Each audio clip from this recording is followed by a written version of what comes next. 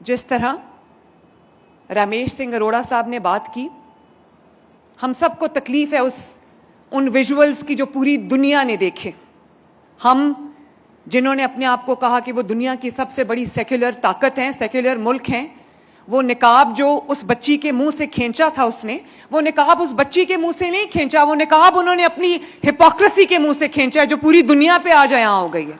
मेरे पास भी मेरे जो अब हमने हेलमेट पे सख्ती की हुई है, मैं नहीं चाहती कि लोगों, खुदा न खास्ता लोगों के बच्चे, माओं के बच्चे अगर हेलमेट के बगैर मोटर बाइक पे जा रहे हैं तो वो अनसेफ हों और उनको कोई खुदा न खास्ता चोट लग जाए और नुकसान पहुंचने का अंदेशा हो। तो मेरे पास एक मसला आया, उन्होंने कहा कि जो हमारे सिख बिरादरी से ताल्लुक़ रखते हैं लोग, वो अपने सर पे पगड़ी पहनते हैं और आप सब जानते हो कि वो अपनी पगड़ी नहीं उतारते। तो उन्होंने कहा कि हमें हेलमेट से एग्जेम्पशन दी जाए क्योंकि हम अपनी पगड़ी नहीं उतार सकते। पहली बार मैंने अपने ट्रैफिक डिपार्टमेंट को कहा कि उनको एग्जेम्पशन दी जाए। तो दावे करना तो दूर की बात है, हम पाकिस्तान वो मुल्क है, पंजाब वो सूबा है जिसने वाकई अब अक़लियतों को अपने सर का ताज बनाया, और सिर्फ अपने सर का ताज नहीं बनाया, मैंने अपने दिल का हिस्सा बनाया अपनी अक़लियतों को।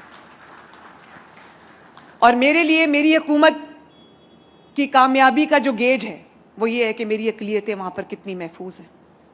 मैंने कभी नहीं पूछा कि किसी खातून का जब मेरे पास केस आता है हैरेसमेंट का या किसी भी चीज़ का, तो उस खातून का मज़हब किस मज़हब से ताल्लुक़ है।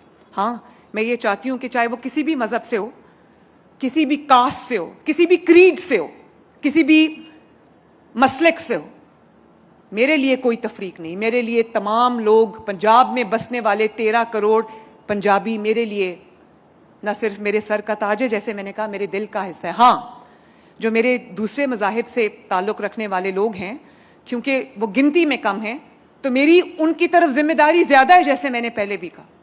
अगर उनको कोई तकलीफ़ पहुंचती तो मैं अपने आप को कभी माफ़ नहीं कर सकती।